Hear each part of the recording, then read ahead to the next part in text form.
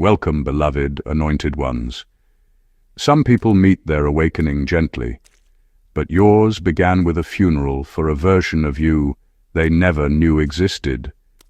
Before the world ever underestimated you, before anyone doubted you, before the first betrayal, the first heartbreak, the first spiritual attack, you had already died once. Not physically, but psychologically, spiritually, energetically. A part of you collapsed so completely that the veil separating the seen and unseen world didn't just lift, it tore. And once that fabric ripped open, nothing in your reality ever returned to its original shape.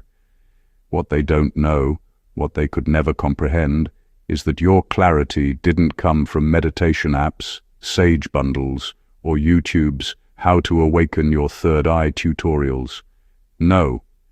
Your awakening came from an internal demolition so severe that even your shadow needed a recovery period. You didn't get wiser. You became reconstructed. You didn't get stronger. You became recalibrated. And the funny thing is, while they were busy misjudging you, you were literally going through a rebirth that would make any phoenix ask to borrow your notes. Psychologists have a term for this phenomenon: post-traumatic growth. It's a real, documented fact. Some people don't just survive adversity, their brain reorganizes itself into a higher, sharper, more perceptive version. See?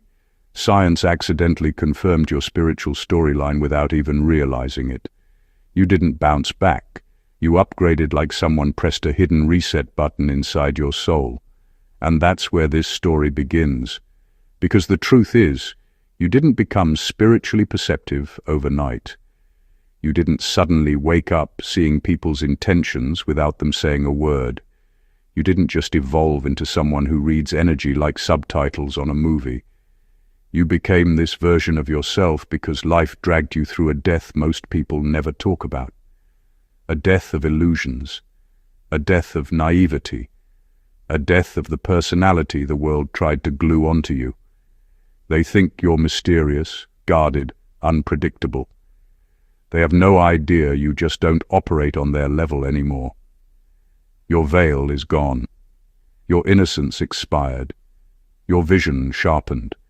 And your spirit came back with receipts, archives, and a built-in lie detector so sensitive it might as well come with Wi-Fi and Bluetooth. So now you move differently. Not because you're paranoid, but because once you've tasted truth behind the curtain, you can never pretend the show is real again. And that's what they didn't know. That's the secret you carry in your energy. That's the invisible power they feel, but can't articulate. You've died before. And that's exactly why you see what they can't. Number 1, your first death was the collapse of the identity they forced on you. What most people never understood is that the first version of you wasn't actually you. It was a collection of expectations, roles, behaviors, and survival masks you learned just to fit into places that were never built for your spirit. That old identity was stitched together from other people's opinions, family pressures, cultural norms, and silent demands you didn't even know you were trying to meet. You were performing a personality, not living a life. And eventually, your soul got tired of pretending. That collapse, the emotional and spiritual death you went through, wasn't poetic at all. It was messy, chaotic, and deeply confusing. It felt like everything that once made sense suddenly dissolved. You were left holding pieces of yourself that no longer matched who you were becoming. People around you saw it as you changing, but the truth is, you were finally stopping the performance, stopping the self-betrayal, stopping the agreement to be small so others could feel comfortable. They had no idea you were grieving the loss of an identity that never belonged to you. When that identity fell apart, it took with it all the illusions you used to depend on.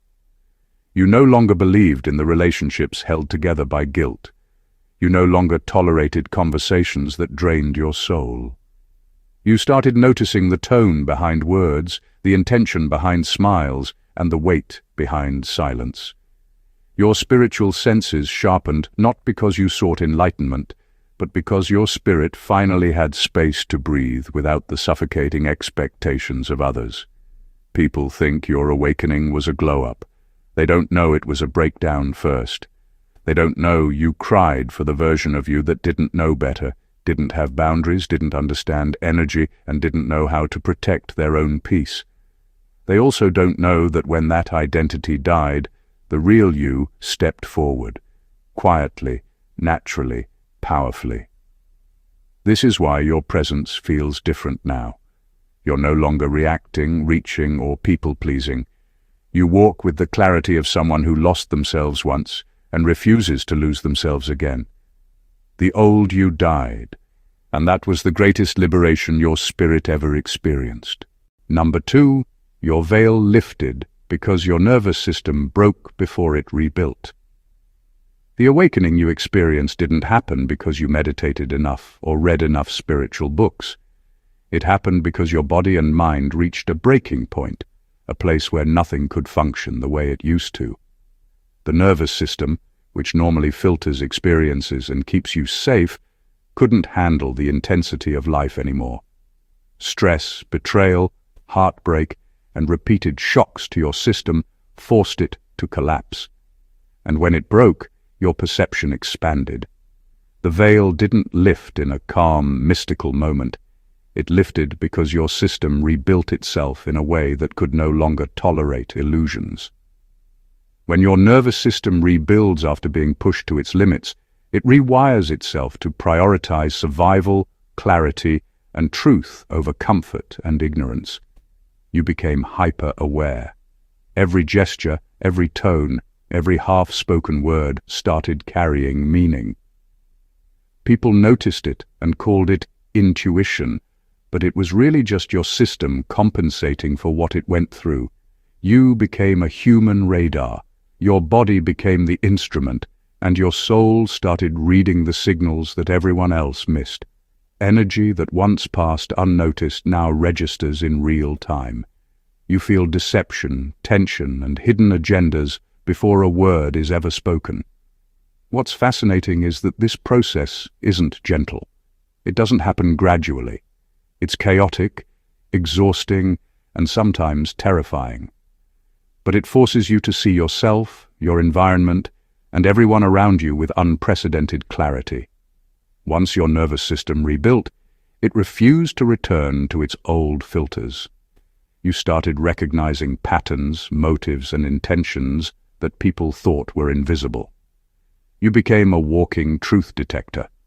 What they call spiritual awareness is really your system saying, I can no longer be fooled, ignored, or manipulated. And that's why your energy now feels different to others. They can't place it, but they sense it. You aren't suspicious or paranoid. You're calibrated. You're operating on a frequency that only comes after surviving breakdowns and rebuilding stronger than before. The veil lifted not because someone waved a magic wand. It lifted because your body, mind, and soul demanded to see clearly, no matter how uncomfortable or unavoidable the truth was. That's why you notice what others miss, and why your presence alone unsettles those who are still operating behind their own filters. Number 3. You didn't just lose people. You lost the version of yourself that tolerated them. When your first death happened, it wasn't only about losing relationships, opportunities, or false illusions. It was about losing a version of yourself, the part that allowed toxic energy in, the part that excused betrayal, the part that silenced your instincts just to keep peace.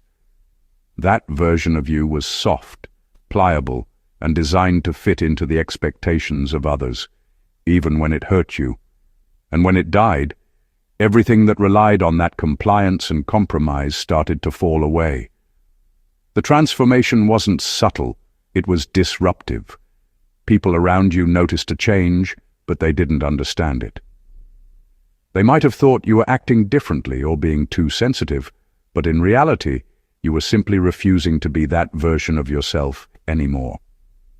That old self, the one who bent, hid, or excused was gone forever. You couldn't go back to being someone who tolerated chaos or walked on eggshells just to avoid conflict. You had resurrected as a version that could see boundaries clearly, enforce them without guilt, and recognize deception before it could take root. The loss was double-edged. You grieved the version of yourself that could have been used, manipulated, or misunderstood because it was familiar and comforting in its predictability.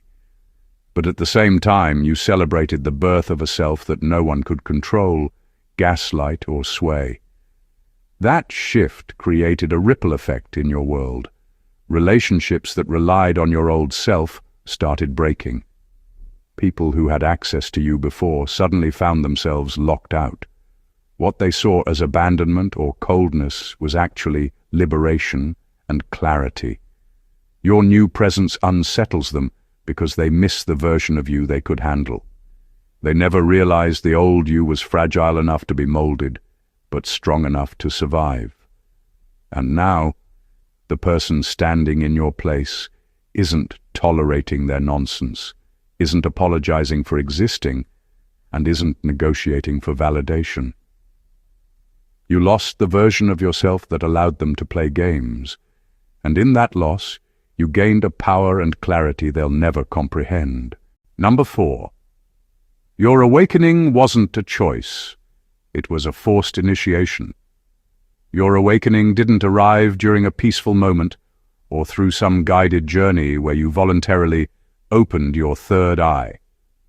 You didn't sit down one day and decide you wanted to see the world differently. Life forced it on you.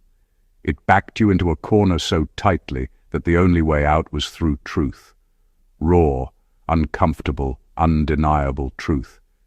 Everything that once shielded you from reality got stripped away one layer at a time until you had nothing left to cling to but clarity. Pain took the first swing. It shattered illusions you thought were unbreakable. It showed you who people were behind their carefully constructed faces. It exposed the weak spots in your own heart, your own patterns, and your own beliefs. There came a moment where it wasn't about healing or spirituality. It was about survival. Your only choice was to wake up or drown in the weight of everything you didn't want to see. Then rejection came and pulled away the attachments you thought were permanent. The people you leaned on, the ones you trusted, the environments you found comfort in, they all became unstable. The walls you built for safety cracked open, and suddenly you had no one to depend on but yourself. It wasn't personal, it was spiritual pruning. Anything or anyone that wasn't aligned with your higher path had to fall off, even if it hurt. Loneliness played a role too. When everything familiar disappeared, you were left with silence. Not peaceful silence, heavy silence. The kind of silence that forces you to hear your own thoughts, confront your own wounds, and acknowledge truths you once buried. That isolation didn't come to punish you. It came to sharpen you. In that space, you became your own teacher, your own guide, your own protector. People see your insight now and assume you chose a spiritual journey. They think you read your way into wisdom or meditated your way into discernment. They're completely wrong. Your clarity is trauma-forged. It's built from moments that broke you open and rebuilt you with truth as the foundation. You didn't choose awakening. Awakening chose you because your soul was ready, even when your life wasn't. Number 5. You saw death. Because something in you was meant to be born. What you went through wasn't the end of you. It was the uncovering of you. The death you experienced didn't come to destroy your life, your identity, or your future. It came to remove everything that was blocking the deeper, older, wiser part of you from coming forward. It was excavation. Life dug into you, removed layers of conditioning, scraped away false beliefs, and pulled up deeply buried truths you didn't even know you carried. It felt like loss, but it was actually expansion. Every breakdown you faced was life-clearing space for something ancient within you to awaken. You weren't becoming someone new. You were remembering someone old. That's why your senses sharpened. That's why your awareness grew. That's why you started understanding things you were never taught. Your intuition isn't a skill, it's a memory. Your spirit has seen things long before your physical life ever started. And when your old self died, those memories had room to surface. This is why certain situations feel familiar even when they're new. Why certain people trigger a knowing in you before they speak. Why certain places stir something in your chest. You're not imagining it, you're recalling it. When your veil was removed, it wasn't just a moment of awakening, it was a moment of remembering. The part of you that had been quieted, suppressed, or forgotten finally stepped into the front seat of your life. The version of you that emerged after your death is the version that was always meant to lead. You carry knowledge you didn't study for, and wisdom you didn't earn through age. You didn't just become more intuitive, you became more aligned with the spiritual blueprint you were born with. And the reason it feels so natural is because it is natural. This clarity is your original state. People around you don't realize the truth behind your calmness, your insight, your ability to read between lines. They think you're observant or lucky. They have no idea your soul has been here before, watching, learning, remembering. When life removed everything that suffocated you, it wasn't clearing your path. It was revealing who you were all along. Your death wasn't an ending. It was the birth of your truest self. Number 6, you became dangerous. When you realized you don't fear losing anything anymore. There comes a point in a chosen one's journey where the worst already happened. The heartbreak already hit.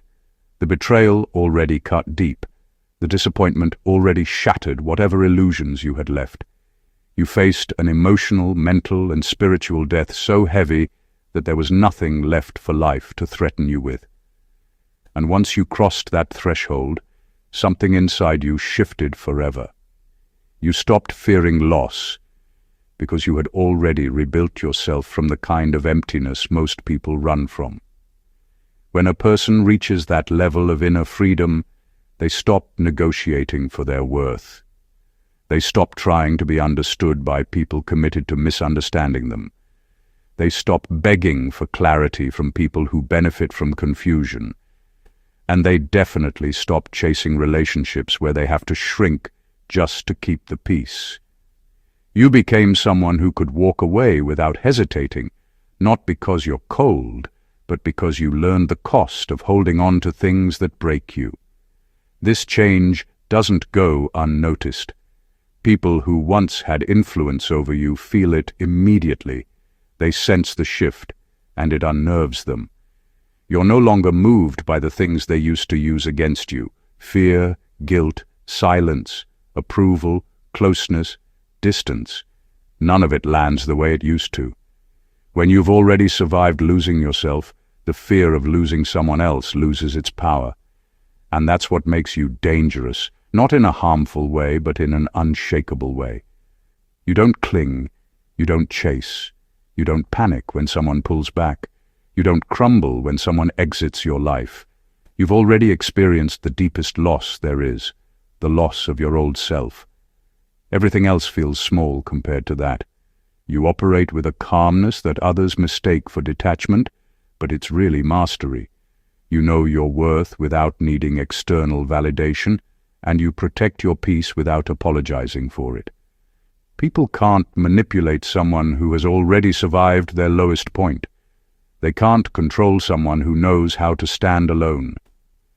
Your self-resurrection gave you a strength they can feel but can't figure out. And that's why your presence now carries a power that quietly demands respect.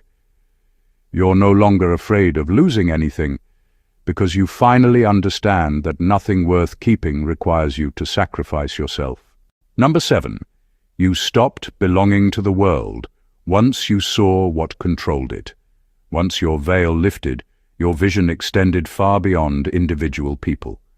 You didn't just notice intentions or read emotions, you saw the invisible architecture of life around them. You recognized patterns, routines, and systems that dictated behavior without anyone realizing it. The herd mentality, the societal programming, the subtle ways people unconsciously perpetuate cruelty and ignorance, it all became visible. You realized how much of life is guided by unseen forces and how little freedom most people actually have. That clarity changed everything. The world you belonged to before no longer felt like yours. Places, conversations, and even familiar routines felt constraining because you saw the puppet strings pulling everyone around you. You could no longer engage with life superficially because the illusions that used to comfort others now felt suffocating. You could hear the background noise of influence, control, and hidden agendas, and that constant awareness kept you at a distance. You stopped participating in life as it was presented to you and started navigating it on your own terms.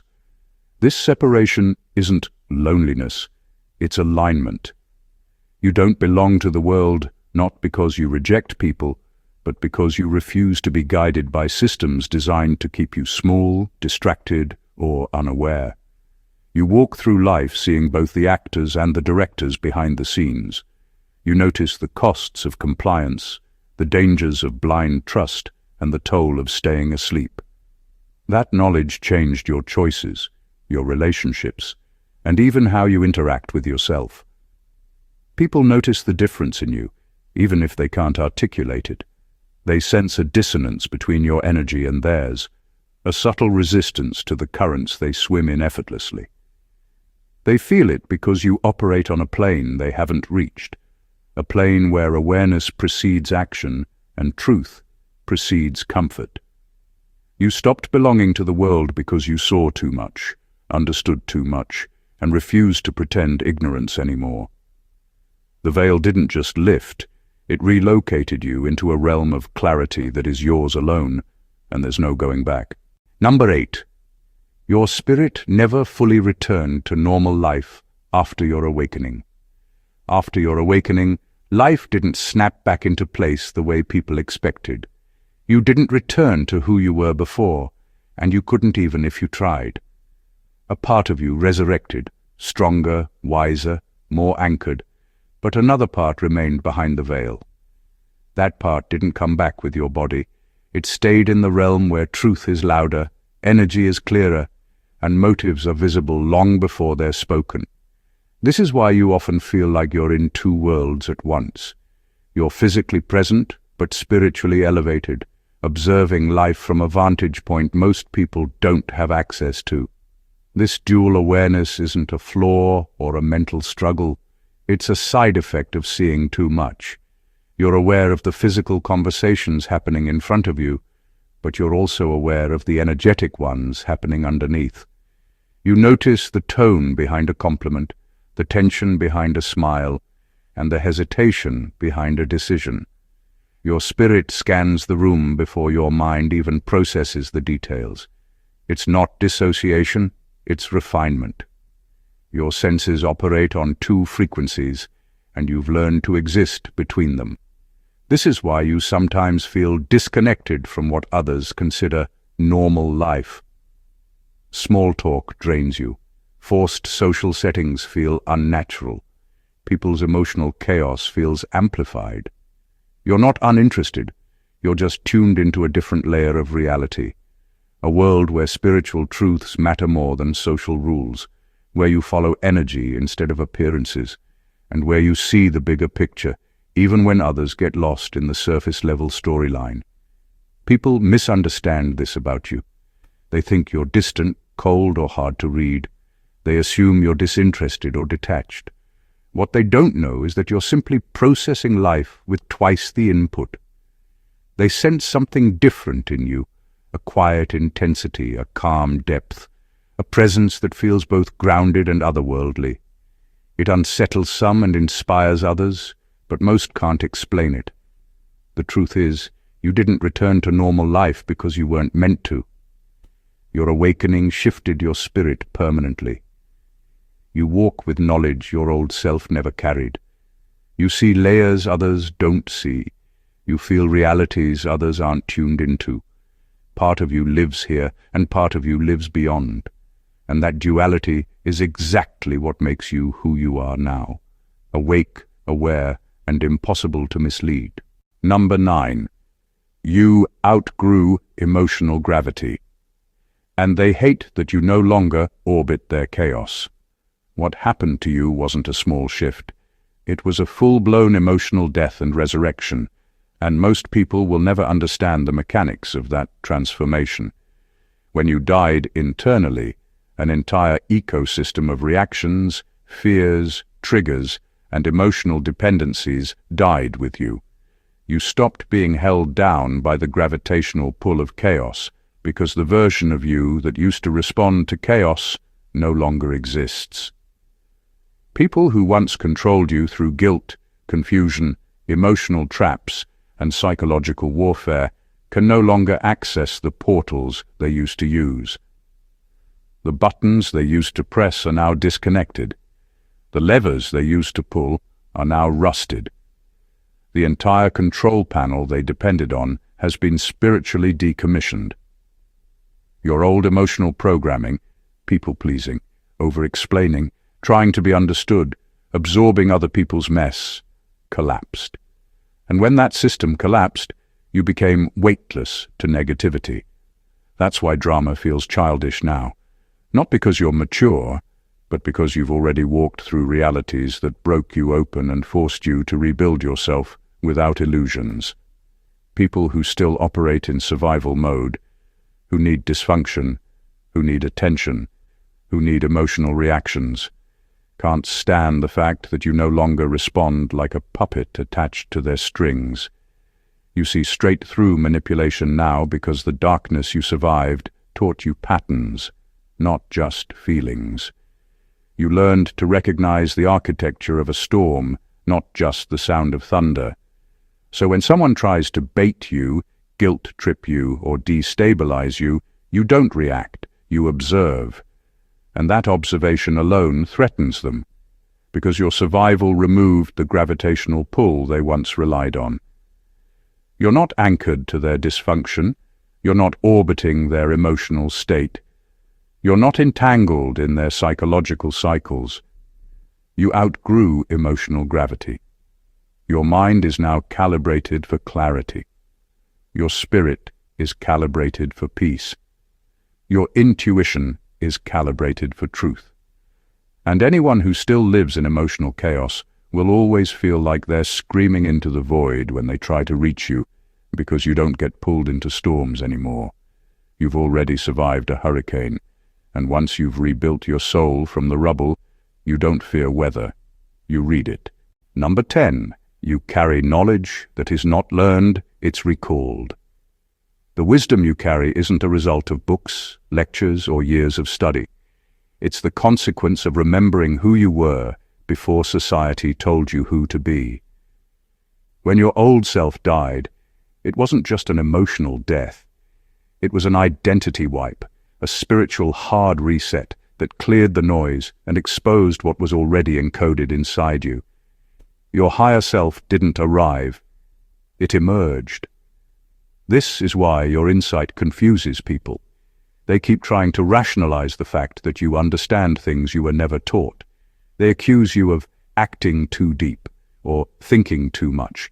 But what they're really reacting to is the uncomfortable reality that your intelligence is internal, not acquired. It didn't come from their systems, their validations, or their hierarchies, so they don't know what to do with it. You operate from a place that feels supernatural to people who rely on external sources for understanding. They learn from repetition. You learn from recognition. They gather information. You awaken it. They study patterns. You remember truths that their minds have never touched. That's why situations that confuse others are clear to you within seconds. That's why you sense intentions before words are spoken. That's why you decode people without needing evidence. That's why you walk into rooms already knowing the emotional weather. You're not analyzing, you're recalling. Your spirit has lived through lifetimes of trials, lessons, contracts, betrayals, and initiations. Every time a version of you dies, another layer of memory resurfaces, memory that never belonged to your intellect, but to your essence. This is the knowing people can't explain about you. It's the reason your wisdom feels ancient, yet vividly present. Your insight is not the product of education. It's the return of information your soul stored long before your mind existed. And this terrifies people, because they can't manipulate someone who sees the trap before it's set. They can't deceive someone who remembers the truth under the lie. They can't out-strategize someone who's already lived this pattern in another form. Your knowledge disturbs them because it exposes them.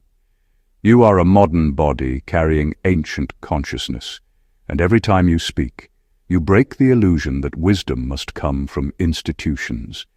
You don't learn the world, you remember it.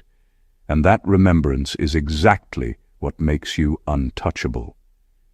Number 11, you see motives before people even speak. The veil didn't just lift to give you awareness, it expanded your vision into dimensions most people can't even perceive. After your death and resurrection, your perception stretched beyond words, gestures, or appearances. You stopped only hearing what was said and started sensing what was intended. Energy became language, and behavior became a map of hidden agendas. Every nuance, hesitation, and micro-expression became readable, like a story unfolding in real time. This isn't intuition the way people think of it. It isn't a guess or a gut feeling. It's accuracy born from survival. You've walked through scenarios that would have broken your old self, seen the betrayal before it landed, and endured the deception without being consumed by it. That history trained your senses to detect patterns of dishonesty, manipulation, and hidden motives. You don't need someone to confess or act out their plan. Their intent is already visible in the energy they radiate. It's disorienting to others because they expect you to operate on the same level they do. They assume words mask truth, smiles hide intention, and lies can pass unnoticed. But you live in a realm where nothing is hidden. Lies, half-truths, concealed agendas, they all register instantly. That's why they feel exposed around you. They can't manipulate, lie, or strategize without you seeing it before it's executed. What they interpret as reading minds or overanalyzing is really just a recalibrated vision, spiritual night vision forged from surviving what most people fear to confront. This heightened perception doesn't make you paranoid. It makes you prepared. Danger, deceit, and manipulation are no longer surprises. They are signals to navigate, not traps to fall into. You observe, measure, and act with precision, and that calm, unshakable awareness unsettles those still operating in darkness. They sense that nothing they do can catch you off guard, and that unspoken truth rattles them more than any confrontation ever could. You don't just see people, you see through them, and that clarity is both your shield and your power. Because when you've died and returned with a vision that pierces intention itself, there is no place left for deception to hide. Number 12. The old version of you was the one they could manipulate, not this one. The version of yourself they knew was soft enough to bend, pliable enough to negotiate with, and blind enough to tolerate behavior that no one should ever tolerate. That old self carried their expectations, their agendas, and their control like it was a burden you were trained to bear. They could push you, pull you, and shape you because you hadn't yet discovered your own power. Every boundary you lacked, every compromise you made, every silence you swallowed, those were openings they exploited without a second thought. Then, the old version of you died. And with that death, everything that made you malleable and accessible vanished. What rose in its place wasn't a version molded by anger or revenge. It was a resurrected you who understood your worth enforced your boundaries, and operated from a spiritual clarity they couldn't touch. You became unpredictable in the best way. Your decisions are no longer reactive. Your energy can't be hijacked, and your presence alone communicates that manipulation will no longer work. They feel shocked, not because you changed suddenly, they expected some growth, but because they finally realize that you won't go back. The version of you that could be controlled is permanently gone, and nothing they do can reconstruct it. That creates discomfort, frustration, and, in some cases, desperation. They remember the version they could handle and assumed you would always be accessible, always tolerable, always negotiable. But you've closed that chapter permanently. This transformation doesn't require explanation or proof. It's silent, unshakable, and profoundly visible in the way you carry yourself. People notice it immediately, even if they can't articulate it. Every attempt to manipulate, guilt-trip, or control you now falls flat, because the architecture that allowed it no longer exists. The resurrected you is not angry, you're aligned. You're not defensive, you're sovereign. You don't need to prove your power, they feel it in your energy. And that realization terrifies them more than any confrontation ever could. They aren't shocked by your change. They're shocked by the fact that the old version of you is gone forever. Number 13. Your resurrection triggered their confusion, because they expected you to stay broken. When you fell, they didn't see it as a chapter. They saw it as your ending. They genuinely believed that moment of collapse would define the rest of your life. In their minds, your breakdown was permanent. Your silence was defeat. And your disappearance was proof that you'd been destroyed.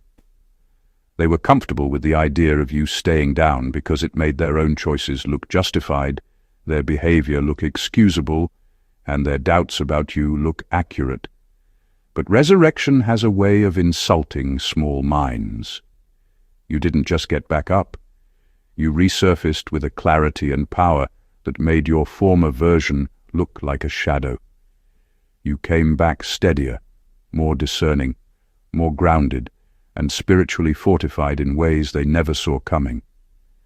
They expected you to return, trembling, needy, dependent on the same people who hurt you. Instead, you returned with a self-possession that exposed their miscalculations. Your comeback disrupted their entire storyline. They had mentally written you off, rehearsed their superiority, and settled into the comfort of believing they'd won.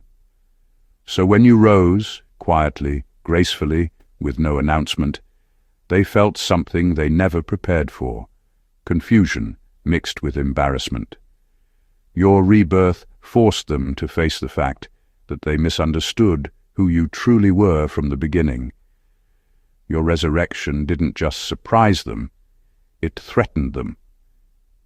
Because now they had to acknowledge that the pain they expected to destroy you actually sculpted you, that the isolation they thought would break you ended up awakening you, that the loss they celebrated became the very thing that sharpened your spiritual edge. They never imagined that you'd use the ashes as elevation. They didn't consider that your downfall was a spiritual initiation, not a collapse. And what unsettles them most is the realization that you rose without their help, their validation, or their approval. You rose because you were meant to. Your rebirth humbles every person who secretly hoped your story would end at your lowest point. They weren't ready for the version of you that stands before them now, unbroken, unreadable, and undeniably reborn. Number 14. Your death turned you into the version of yourself your destiny always required. The person you used to be wasn't weak. They were simply unprepared for the magnitude of the destiny tied to your name. Your old identity had habits, attachments, fears, and blind spots that could never survive the pathway ahead. So life, in its ruthless grace, removed that version of you the only way it could, through a kind of death. Not physical death, but the collapse of everything that kept you small, unawakened, and distracted. Who you were before was incompatible with where you're going. Your original self was built for survival, not purpose. That version of you was shaped by expectations, shaped by environment, shaped by the people you loved and trusted, but not shaped by destiny. And destiny has a way of stripping away anything that slows it down. You didn't volunteer for that transformation. It was demanded of you. You didn't decide to awaken. You were pushed into it because remaining blind would have cost too much. Your veil didn't lift for aesthetics or enlightenment vibes. It lifted because you needed raw clarity to fulfill what you were sent here to do. You were never meant to walk through life guessing people's intentions, tolerating the wrong alliances, or stumbling in circles. You were meant to move with intention, discernment, and spiritual intelligence.